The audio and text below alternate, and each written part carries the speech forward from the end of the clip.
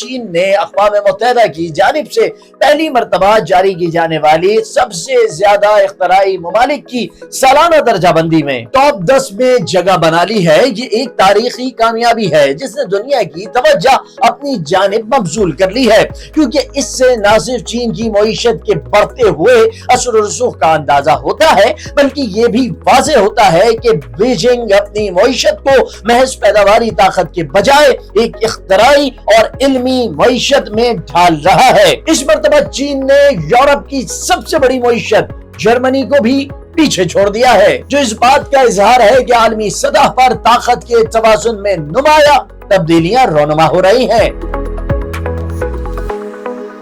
Switzerland 2011 से मुसलसल पहले नंबर पर विराजमान है, जबकि स्वीडन और अमेरिका बिलतरतीब दूसरे और तीसरे नंबर पर हैं। ताजा ग्लोबल इन्वेंशन इंडेक्स में चीन 10वें नंबर पर आया, जो कि 139 मईशतों पर मुश्तमिल दर्जाबंदी है। इस इंडेक्स को तकरीबन 80 अशारियों की बुनियाद पर तैयार किया जाता है, जिनमें रिसर्च एंड डेवलपमेंट पर अखराजात, वेंचर कैपिटल मुआहदे, हाई टेक बरामदात और पेटेंट की दरख्वास्तें शामिल हैं। ये इशारे इस बात की अक्कासी करते हैं कि कोई मुल्क इख्तराई माहौल को किस कदर तक़वियत देता है और आलमी जिद्दत की दौड़ में कहाँ खड़ा है। चीन तेजी से रिसर्च एंड डेवलपमेंट पे सबसे ज्यादा खर्च करने वाला मुल्क बनता जा रहा है।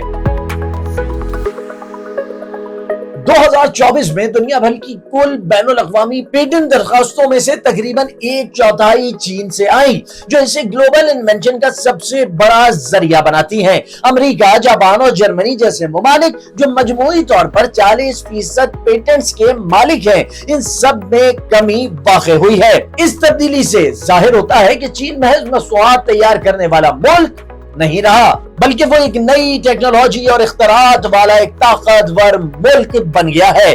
पेटेंट की मिल्कियत को किसी मईशत के सनती इल्म, इख्तराई सलाहियत और मुआशी क़ुव्वत की एक बुनियादी अलामत समझा जाता है, और इस पैमाने पर भी चीन सबसे नुमाया है। इस रिपोर्ट ने यह भी उजागर किया है कि दुनिया भर में इख्तराई सरमायाकारी में सुस्त रवैया रही है। 2023 में रिसर्च एंड डेवलपमेंट की शरह नमो 4.4% थी, जो 2024 में कम होकर 2.9% रह गई। रिपोर्ट में 2025 के लिए मजीद कमी की पेशगोई करते हुए 2.3% का इम्कान जाहिर किया गया है। ये रफ्तार 2008 के मालियाती बहरान के बाद सबसे कम है। इस आलमी सुस्त रवैये के बावजूद चीन की तेज रफ्तार तरक्की और बढ़ती हुई सरमायाकारी ये बताती है कि वो मुस्तकबिल में भी इख्तरा का सबसे बड़ा मुहर्रिक रह सकता है। आलमी सतह पर देखा जाए तो इस बार की दर्जाबंदी में चीन से आगे अमेरिका के साथ जुनूबी कोरिया, सिंगापुर, बरतानिया, फिनलैंड, नीदरलैंड और डेनमार्क शामिल हैं। यूं चीन ने पहली बार इन ममालिक की सफ में कदम रखा है, जो दहाइयों से आलमी इख्तरा के मैदान में सबसे आगे शुमार किए जाते हैं। मजीद ये कि अपर मिडिल आमदनी वाले 36 ममालिक में चीन पहले नंबर पर है, जो इसकी पॉलिसियों और कामयाबियों का अमली सबूत है। चीन के शहरों ने भी इस जिद्दत की दौड़ में शानदार कारकर्दगी दिखाई है। हांगकांग अब 15वें नंबर पर है और जुनूब मशरिकी और मशरिकी एशिया के नुमाया शहरों में शामिल हो गया है।